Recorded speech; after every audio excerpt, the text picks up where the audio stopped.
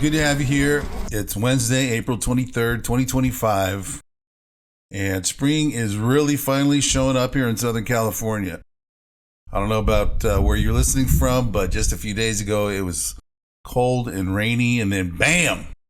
All of a sudden you feel the difference. Warmer sun, longer days stretching out, finally. And it's nice. We're definitely seeing a lot more green, more color popping up all over. I actually have some wildflowers I planted in my backyard last summer, and they're all starting to come out right now, so it looks really nice. Today is the day after Earth Day. Yesterday was Earth Day, and it's always a good time to stop and think about the planet, obviously, our connection to it, and, you know, the part we play. We're only here for a minute, and then we go right back in it. And that basically fits right in with what we're talking about today. We're diving into spring, specifically focusing on some tiny but mighty important players in the whole spring drama, the bees. We'll cover why they matter so much right now, the real challenges they're up against. You hear groups like Environment America talking about this, and the practical stuff we can actually do right here in our homes so we can give them a hand. So let's get into it. Now, spring in Southern California, maybe not the same as back east, but it's definitely its own kind of badass. Maybe you're noticing the hills are getting greener. You get caught up in some of those amazing wildflower blooms if we got some decent rain, which we did. Poppies, lupines, hard to beat that kind of stuff. And the sounds too, right? You hear more birds chirping and the background buzz starting up again. That's the sound of things getting busy. The air smells different too. Maybe blooming jasmine, maybe citrus. It just makes you want to be outside more. Maybe you're hitting the garden, getting things ready to plant some new flowers. Maybe planning some hikes or just enjoying the extra daylight. Okay, so all this blooming, this explosion of life, that's nature doing its thing. It's trying to reproduce. And for most of those flowering plants, they need help. They need pollination. Getting pollen from point A to point B so they can make seeds and fruit. Wind does some of the work, yeah, but insects, they're the main crew. And the absolute MVPs of pollination, bees. Oh yeah, no contest. Not even close. Something like 3/4 of the world's flowering plants, and get this, about 1/3 of all the food we eat relies on pollinators. Bees are doing all the heavy lifting out there, and we're doing all the heavy eating. Think about it. Fruits, berries, nuts, coffee, vegetables, all of that depends on bees. Take something super common in Southern California gardens like chili peppers. Okay, technically pepper flowers can pollinate themselves, but when bees visit, especially bumblebees, doing that cool buzz pollination thing where they vibrate the flower, they shake loose way more pollen. So what does that mean? That means bigger peppers, better peppers, hotter peppers. So even for plants that can go it alone, bees often make a huge difference in the harvest. It really shows how connected everything is. You want to see more than how this works for different foods? The Bee Raft YouTube channel has some great videos looking at pollination and the food bees grow. So give it a look when you have a minute. Again, that's the Bee Raft YouTube channel. Now, when we talk bees, don't just think honeybees in those white boxes. They're important, yes, but they're just one type and not even native here. Southern California has thousands of native bee species. Big fuzzy bumblebees, shiny blue or green mason bees, leafcutter bees that snip little leaf circles, big carpenter bees, tiny sweat bees. It's an incredible variety. There's a ton of bees out here. And that variety matters. Different bees work different flowers, and they buzz in different weather. Mason bees fly when it's cool and damp. Bumblebees buzz pollinate things honeybees can't do as well. Having all these different native bees keeps our local ecosystems healthy and diverse. from the coast right up to the mountains. Now here's the tough part. These amazing pollinators, both honeybees and our natives, are in huge trouble. Seriously. Groups like Environment America keep sounding the alarm, and the numbers back it up. Huge honeybee losses over winter, native bee populations declining fast, some are even nearing extinction. So what's the deal? It's usually not just one thing. First of all, it's habitat loss. That's a big one. We build over stuff. We plant huge lawns that are basically food deserts for bees. We plant pretty flowers from other countries that our native bees can't really use. We break up natural areas, making it harder for bees to find food, nests, and mates. And then we got the pesticides, which is a major buzzkill, no pun intended. Insecticides kill insects, including bees. Even if it doesn't kill them instantly, it can mess up their navigation or their immune system. It just makes them weaker.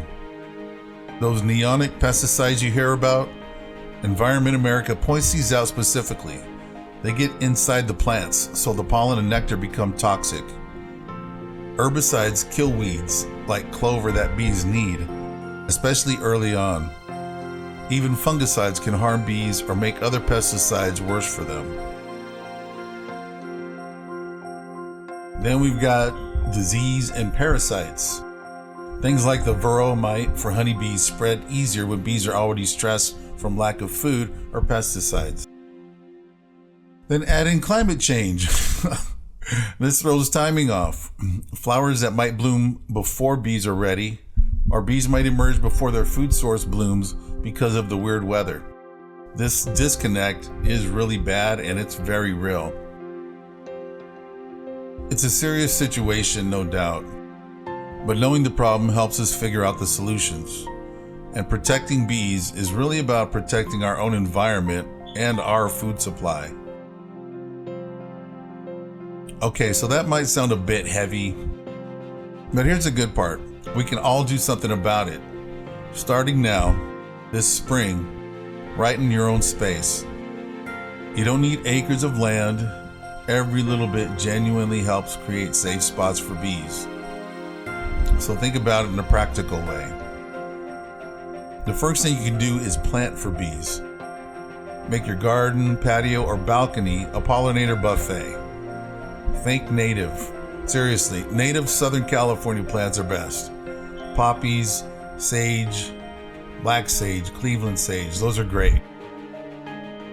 California lilac, buckwheats, penstemons, monkey flowers. Look them up. Look up CNPS, California Native Plant Society. They're your friends here.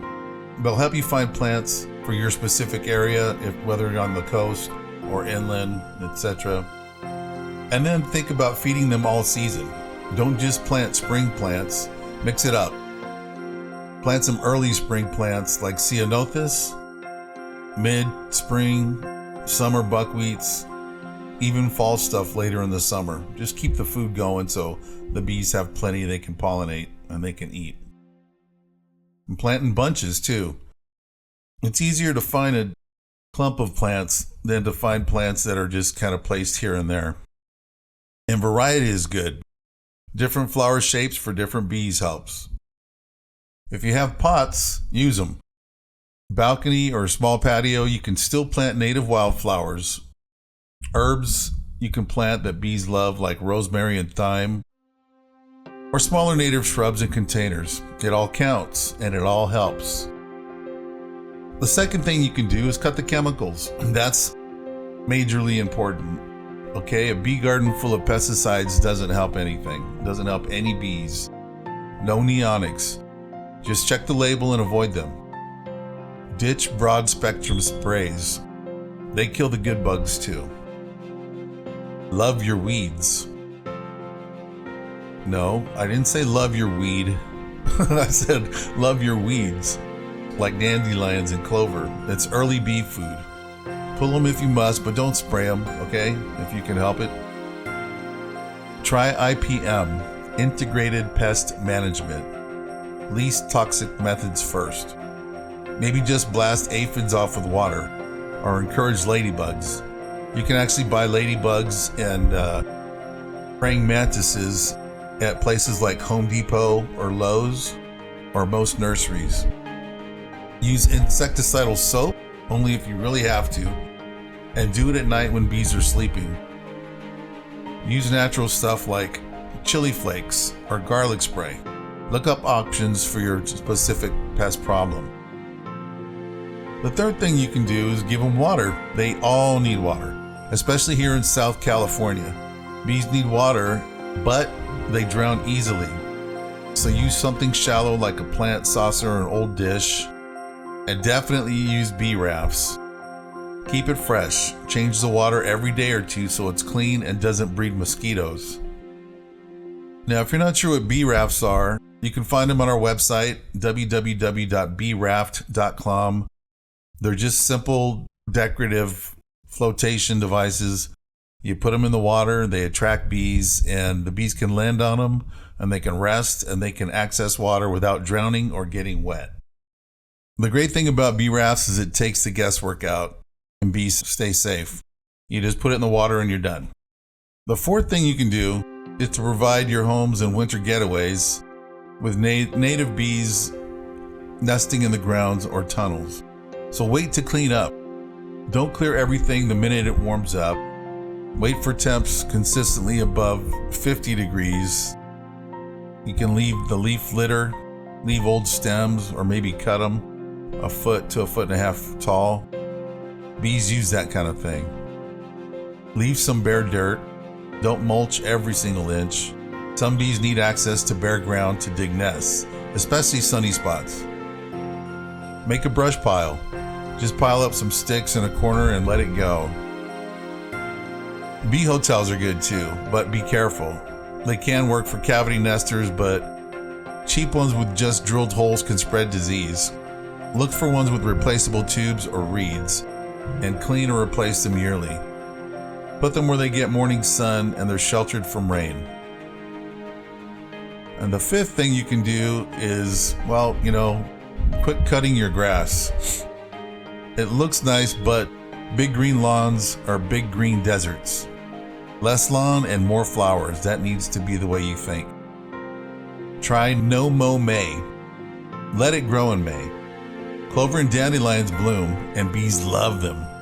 When you do mow higher. Set your lawnmower a little higher and let some of those clover and dandelions bloom. Add clover too. Easy to overseed your lawn with white clover. It's good for bees and good for your soil. The sixth thing you can do is think bigger. Don't just focus on your yard. Tell your neighbors what you're doing. Share what you're doing. The more bee-friendly yards there are, the better for everybody. Support good farms. Look for local farms using sustainable practices. And speak up. Let local leaders know you want pollinator protection. Less pesticides use in parks, more native plants. Every voice helps push things forward. Now, I know that sounds like a big list, but you don't have to do everything at once. Pick one or two things that seem doable for you this spring. Maybe it's just putting out a safe water source. Maybe it's planting one native plant. Maybe it's deciding not to spray that patch of clover. It all adds up. When we create these little patches of good habitat across Southern California, we're building stepping stones for bees. We're making our communities part of the solution. It's about seeing our yards as more than just decoration. They can be living, breathing parts of the ecosystem. Helping bees helps ensure we keep hearing that buzz, we keep seeing those flowers, and keep enjoying the food that depends on them. So wrapping up today, thinking about Earth Day yesterday, enjoying this beautiful spring weather, let's give a nod to the bees. They're working hard out there, really. Let's try to make things a little easier for them here in Southern California. Plant something native, ditch the harsh chemicals, put out some safe water with a bee raft to make it simple. Leave a few stems standing, whatever feels right. Every little bit helps these crucial pollinators stick around. And hey, don't forget to check out the Bee Raft YouTube channel for more cool stuff on bees and pollination. As always, thank you so much for hanging out with me today. Make sure you get outside, enjoy the spring weather, and keep an eye out